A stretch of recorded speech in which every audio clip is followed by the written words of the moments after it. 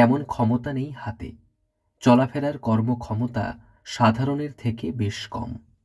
তবে মনের জোর অদম্য। মনের জোরকে সঙ্গী করে জীবনের প্রথম বড় পরীক্ষা মাধ্যমিক দিচ্ছে শারীরিক বিশেষভাবে সক্ষম এক পরীক্ষার্থী। ছোট থেকেই শুরু লড়াই সংগ্রাম। শারীরিকভাবে বিশেষ সক্ষম হয়েও জীবনের প্রথম বড় পরীক্ষা দিচ্ছে অপরাজিতা সাউ। সে ৭০% প্রতিবন্ধী। অপরাজিতা জীবনের অপরাজিত থেকে কঠিন ধাপ পেরোচ্ছে এক এক করে।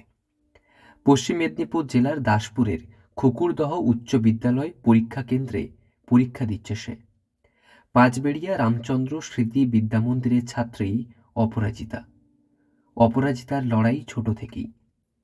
শুধু চলাফেরা নয়, এমনকি ডান হাতটিও একেবারে অকেজো। স্বাভাবিক নয়, তবে বাম হাত দিয়েই তাকে নিত্যদিনের সমস্ত কাজ শুরু করে লিখতে হয়। এভাবেই তার দৈনন্দিন লড়াই চলে। লড়াই চালাতে হয় পরিবারকেও।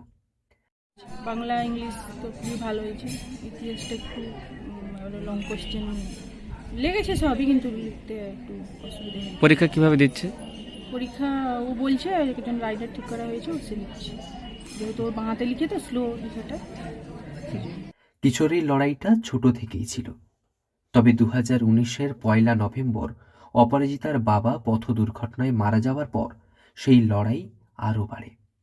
এক্ষেত্রে মা অসীমাকেও মেয়ের সঙ্গে সংসার জীবনের লড়াই চালাতে হয়েছে। ছোট থেকেই পড়াশুনোয় অদম্য জেদ অপরাজিতার। তো মেডিকেল সায়েন্সের ভাষায় 70% বললেন বা 70% ফিজিক্যালি চ্যালেঞ্জ, কিন্তু আমরা তাকে 5 থেকে দেখছি, তো কি কষ্ট করে বিদ্যালয়ে আসতে হয় এবং কি কষ্ট করে সে পড়াশোনাটা গ্রহণ করে।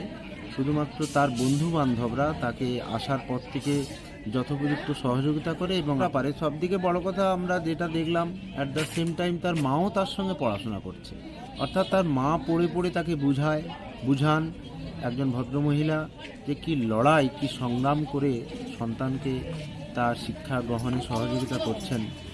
এবং একটু না বললে ইনকমপ্লিট রয়ে যাবে আমাদের এই বক্তব্য। সেটা হচ্ছে কয়েক বছর আগে পথ দুর্ঘটনায় তার বাবা মারা যান।